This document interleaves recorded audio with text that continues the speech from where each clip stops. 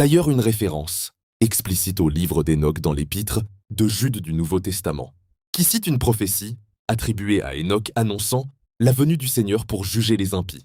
Malgré cette influence, le livre d'Hénoch ne fut pas inclus dans le canon biblique juif ni dans celui de la plupart des églises chrétiennes, probablement en raison de son origine tardive et de ses spéculations théologiques jugées excessives.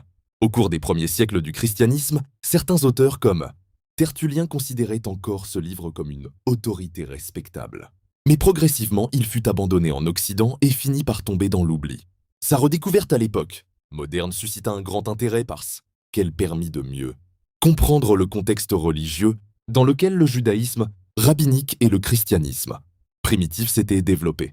Les manuscrits de Qumran ont confirmé que le livre d'Hénoch circulait largement dans certains milieux juifs avant la destruction du temple de Jérusalem en l'an 70. L'importance historique du livre d'Hénoch tient en grande partie à ce qu'il éclaire l'évolution des croyances concernant les anges, les démons et la vie après la mort.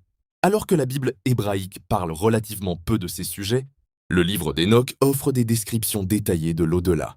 Il évoque des lieux distincts où les âmes attendent le jugement, certains réservés aux justes et d'autres aux pécheurs.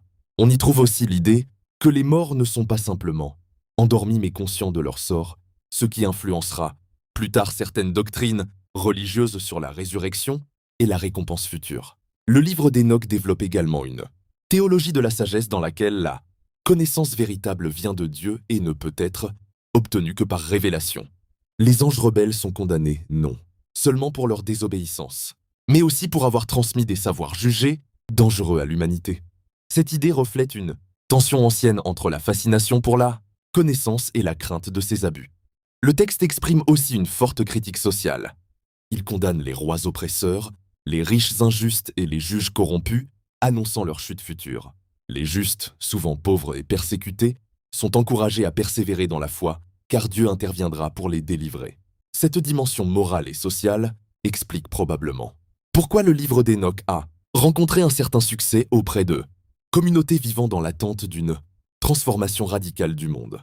Sur le plan littéraire, l'œuvre se caractérise par un style imagé et visionnaire qui mêle récits narratifs, discours prophétiques et descriptions symboliques.